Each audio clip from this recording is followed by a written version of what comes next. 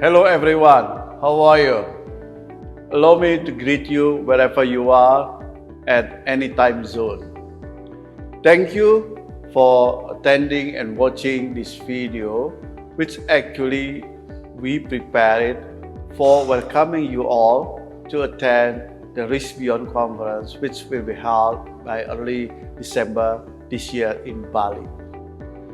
In that occasion, we got an honor today to welcome the keynote speaker, Mr. Evan Steeg, who actually is going to share with us his thought or his observation, and perhaps also some of his suggestions regarding to the two topics as below.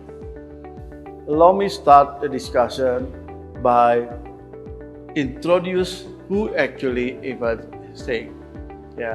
He's a very well-known and reputable artificial intelligence expert who is based in Toronto, Canada, and he actually held PhD in the computer science, who actually is taking under the direct coach of Mr. Geoffrey Hinton. We know that Geoffrey Hinton is a formerly head of Google Artificial Intelligence, who actually recently received the Nobel Prize in physics. Now, hello, Evan X. Thanks for having this discussion. Allow me to ask you the first questions. As artificial intelligence reshape the business landscape, what role do you think should governments and leaders play in guiding the developments to align with societal values and long-term sustainability? Please, Evan, share your thought on this. That's a great question.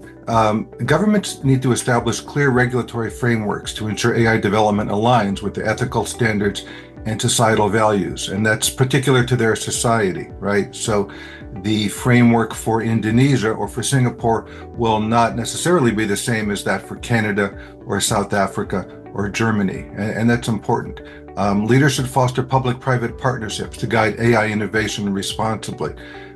They should implement AI impact assessments to evaluate the long-term sustainability and potential societal effects of widespread AI adoption. Invest in AI education and workforce development to prepare society for the AI-driven future. Promote transparency in AI systems to build public trust and understanding. Encourage diverse representation in AI development and adoption and monitoring from different sectors of their society. And let's talk about the AI impact assessments for a minute. One of the, I think, important examples that I've seen has to do with agriculture. So AI-driven precision agriculture can bring great gains in productivity and reduce food insecurity. By precisely detecting disease earlier, by delivering exactly the right amount of water and sunlight to crops at the right time, you can do a lot to increase efficiency. But that also may have costs in terms of unemployment in the agricultural sector. AI-powered systems are being developed right now to predict optimal planting times and to detect crop diseases in Java, for example. But how will the adoption of AI in agriculture affect rural development? What measures can be taken to ensure that the small-scale farmers are not left behind while the giants get ahead? What about environmental impact? That has to be monitored as well. There are cultural implications. Many Indonesian communities, the kampung, have deep-rooted agricultural traditions. So the impact assessments need to consider how these technologies might affect cultural practices, social structures, families, and so forth. So I guess the overall policy recommendations would include implementing gradual AI adoption with continuous monitoring of the socioeconomic effects, develop programs to retrain and upskill farmers in using these AI technologies, and create policies that incentivize the use of AI while protecting small-scale farmers.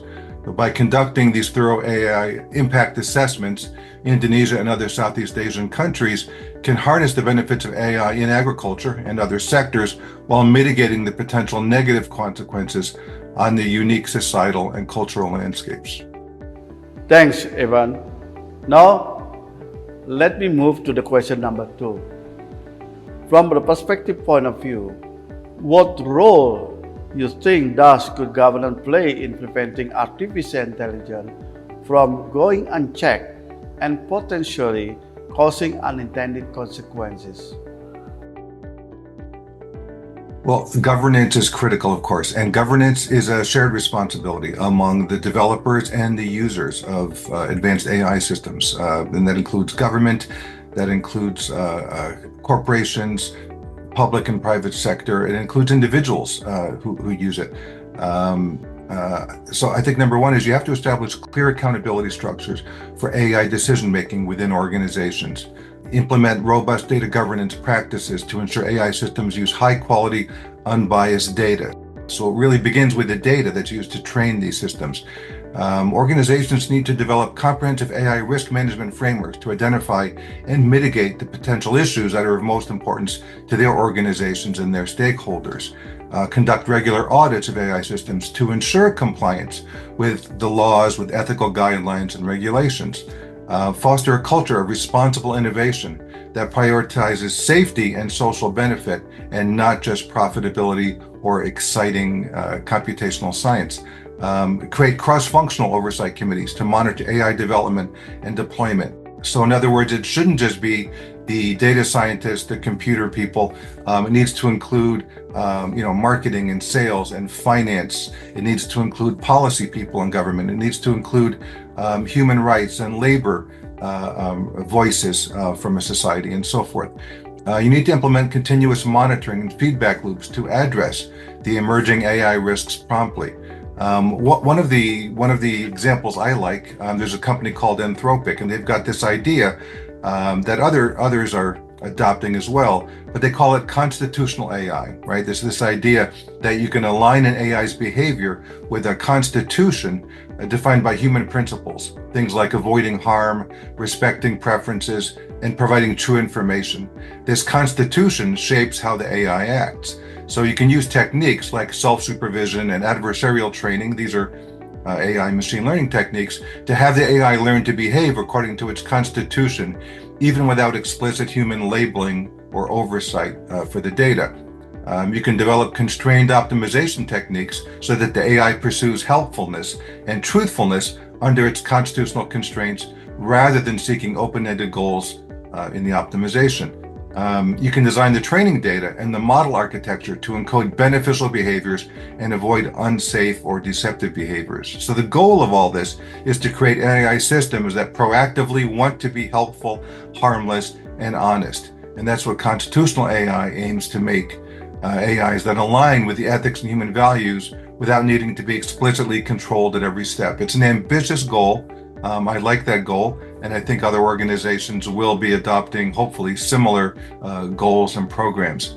I think it's interesting to note that, in the world of science fiction, before this became science reality, authors were exploring, potential future societies, including our society now, in which advanced AI and robotics live and work among us. And so, for example, Isaac Asimov wrote The 3 Laws of Robotics for one of his science fiction stories in 1942, and it was an attempt to say that these systems have to do right by us. So I think the 3 laws were something like Law 1: a robot may not harm or injure a human being, or through inaction allow a human being to become injured.